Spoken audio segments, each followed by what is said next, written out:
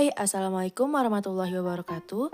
Perkenalkan, nama saya Filza Zafira Hanifah dari Prodi Psikologi D dengan NIM 210207157. Dengan ini, saya memenuhi tugas UAS Psikologi Kepribadian dan akan sedikit sharing tentang teori Rotter dan Michel.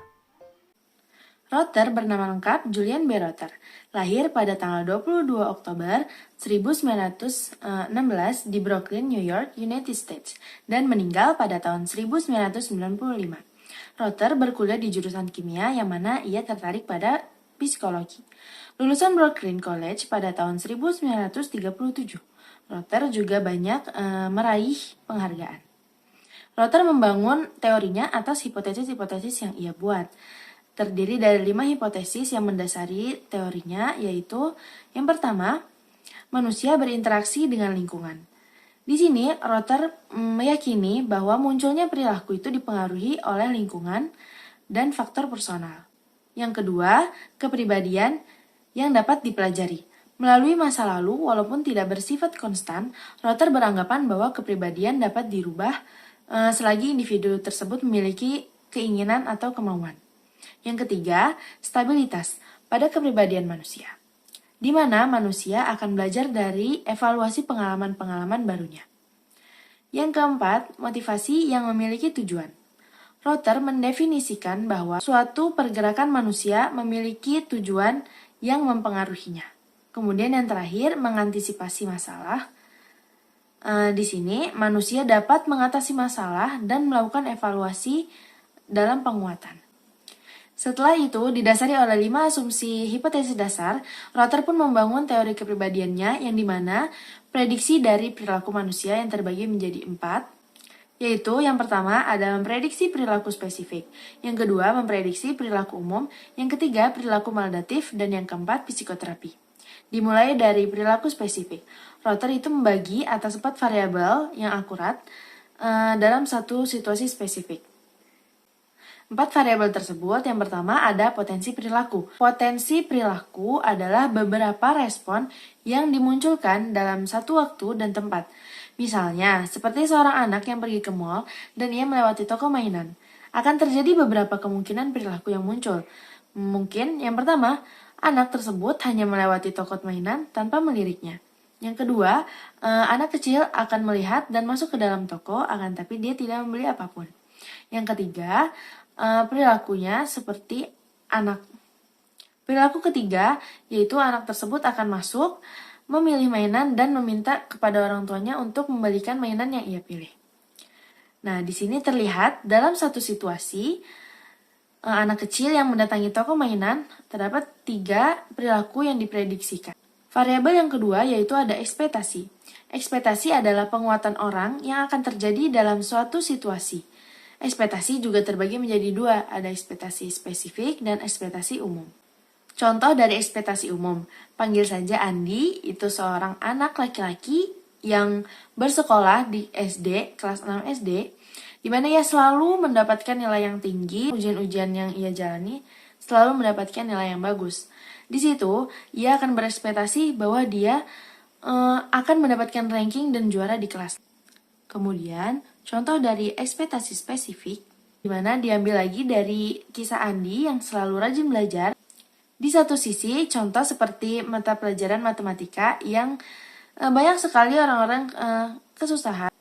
Proses belajar matematika dan pelajaran-pelajaran lainnya yang Andi lakukan itu sama. Akan tetapi, di dalam mata pelajaran matematika, Andi yang berekspektasi nilainya akan tinggi, terdapat pengecualian, dan nilainya yang keluar pun tidak memuaskan dari mata pelajaran lainnya.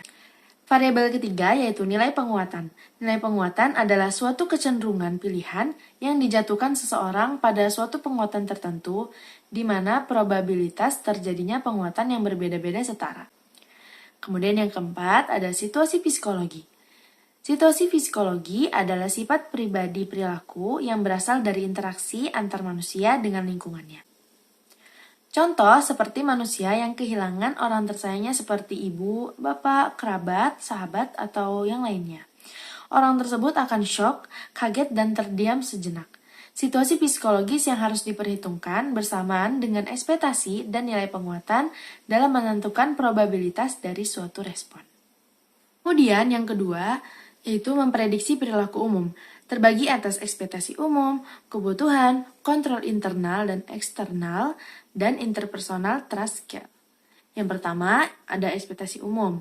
Di sini, tingkah laku akan dipengaruhi oleh reinforcements yang diperoleh pada pengalaman-pengalaman sebelumnya. Yang kedua, yaitu kebutuhan. Perilaku yang dapat dilihat oleh orang lain seperti menggerakkan mereka ke arah suatu tujuan untuk kebutuhan. Rotter juga membagi kebutuhan menjadi dua, yaitu ada kategori kebutuhan dan komponen kebutuhan.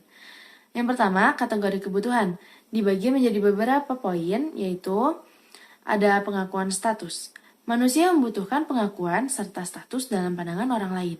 Yang kedua ada dominasi, perilaku manusia agar dapat memiliki kekuasaan. Terus ada kemandirian, manusia membutuhkan suatu kebebasan. Yang keempat ada perlindungan ketergantungan. Berbanding terbalik dari manusia yang membutuhkan perhatian orang lain serta dilindungi dari sesuatu yang menyakitkan. Kemudian ada cinta dan afeksi. Manusia yang ingin diterima oleh orang lain serta dirinya dianggap ada. Ada kenyamanan fisik, yaitu perilaku yang diarahkan untuk mendapatkan kesehatan serta keamanan fisik. Kemudian pembagian kebutuhan yang kedua, yaitu ada komponen kebutuhan. Ada potensi kemungkinan. Di sini potensi kemungkinan itu adalah potensi kebutuhan seseorang yang ditandai terpenuhi atau tidaknya bergantung pada nilai atau frekuensi yang dimiliki oleh orang tersebut. Kemudian ada kebebasan bergerak. Seseorang dapat berperilaku dalam berbagai cara untuk memenuhi kebutuhan tersebut, seperti memiliki pakaian yang ia suka, memakan makanan yang ia suka, dan lain sebagainya. Kemudian ada nilai kebutuhan.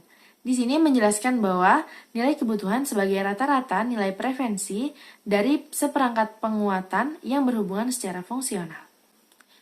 Kemudian, poin ketiga dari memprediksi perilaku umum ada kontrol internal dan eksternal. Kontrol internal adalah sumber kontrol yang berada dalam diri mereka sendiri.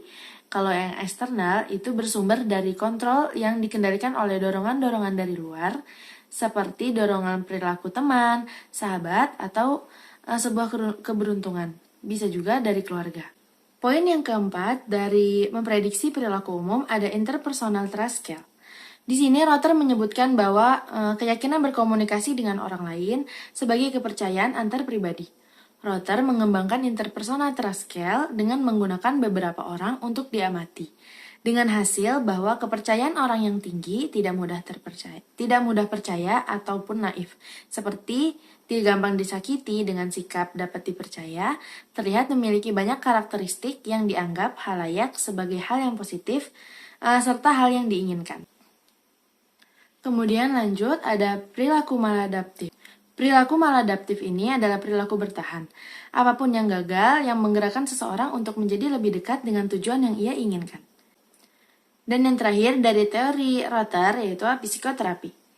Ia adalah sebuah praktek psikologi. Bagaimana cara membuat perubahan pada perilaku melalui interaksi antar satu dengan orang lain. Melalui interaksi dalam praktek psikoterapi, individu melakukan pembelajaran dalam situasi sosial. Terapis harus berusaha mengurangi perbedaan antara nilai kebutuhan dengan kebebasan bergerak. Bernama lengkap Walter Mischel yang lahir pada tanggal 22 Februari 1930 di Wina, Austria, dan wafat pada tanggal 12 September 2018 di New York. Beliau berkuliah melalui beasiswa di New York University, tertarik pada bidang seni. Awal ketertarikan Mischel terhadap psikologi kognitif sosial pada tahun 1956, di mana saat ia mendapatkan gelar doktor. Mischel memiliki pencapaian yaitu menerima penghargaan psikologi Grawe Meyer dari University of Louisville pada tahun 2011. Tahun 2002, American Psychology Association mengklasifikasikan Mischel di tempat ke-25 dalam daftar psikologi yang paling banyak dikutip selama abad ke-20 ini. Mischel memiliki dua tipe teori. Yang pertama yaitu kepribadian sebagai entitas dinamis yang termotivasi oleh dorongan, persepsi, kebutuhan, tujuan, dan ekspektasi. Yang kedua, kepribadian sebagai fungsi dari sifat atau di posisi personal yang relatif stabil. Teori kepribadian kognitif afektif ini berpandangan bahwa perilaku berasal dari disposisi personal yang relatif stabil dan proses kognitif afektif yang berinteraksi dengan situasi tertentu. Michel memiliki latar belakang dari teorinya. Yang pertama ada paradoks konsistensi. Misalnya orang awam atau psikolog profesional apakah secara intuitif meyakini bahwa perilaku manusia relatif konsisten, tetapi bukti empiris menunjukkan banyak variasi dalam perilaku suatu situasi yang disebut sebagai paradok konsistensi. Yang kedua, interaksi manusia. Situasi Michel dapat melihat bahwa manusia itu bukan wadah kosong tanpa adanya sifat kepribadian yang bertahan di dalamnya. Michel juga memiliki sistem dalam teorinya. Di sini menjelaskan bahwa keberagaman dalam berbagai situasi dan juga stabilitas dari perilaku dalam diri seseorang. Yang pertama ada prediksi perilaku. Konsep ini tuh menyatakan bahwa prediksi perilaku yang bersandar sepenuhnya kepada pengetahuan tentang bagaimana dan kapan beragam unit kognitif dan afektif diaktifkan. Yang kedua ada variabel situasi. Michel yakin bahwa pengaruh relatif variabel-variabel situasi dan sifat-sifat pribadi dapat ditemukan dengan cara mengamati keseragaman dan keragaman respon dari seseorang pada situasi tertentu. Inti dari variabel situasi itu tuh di mana seseorang akan membentuk perilaku sesuai situasi yang sedang ia hadapi. Contohnya, seseorang yang melihat film emosional, maka variabel situasi yang keluar itu jauh lebih kuat dibandingkan dengan karakteristik pribadi individu tersebut. Yang ketiga ada afektif dan kognitif. Pada tahun 1973, Michel menemukan variabel kepribadian yang relatif stabil, tumpang tindih dan berinteraksi dengan situasi yang menentukan perilaku. Kelima variabel itu adalah strategi pengkodean, kompetensi dan strategi pengaturan diri, ekspektansi dan keyakinan, tujuan dan nilai, dan respon-respon afektif. Rotter dan Michel telah mengembangkan teori pembelajaran untuk manusia yang berpikir dan juga memberikan nilai dan terarah pada tujuan dibandingkan untuk hewan laboratorium. Terdapat beberapa kritik-kritik terhadap teori mereka. Kritikan pertama, di mana teori ini telah menghasilkan banyak penelitian dari segi kuantitas maupun kualitas. Yang kedua, sifat empiris dari kedua hasil kerja Rotter dan Michel mengeluarkan teori ini untuk dapat dikaji ulang dan diverifikasi.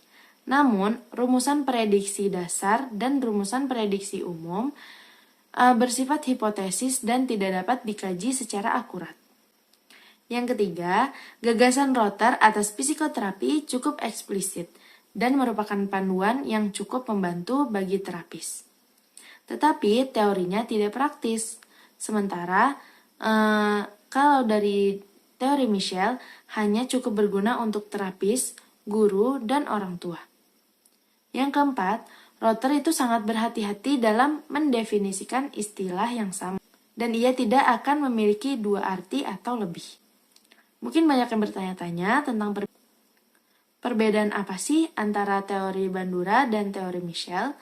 Di sini perbedaan antara Bandura dan Michel adalah dalam teori Bandura menjelaskan bahwa teori kognitif itu lebih cenderung memperhatikan tentang proses diri, di mana proses diri dalam berpikir yang melibatkan tujuan individu, evaluasi diri, dan kepercayaan tentang kemampuan dalam mencapai tujuan.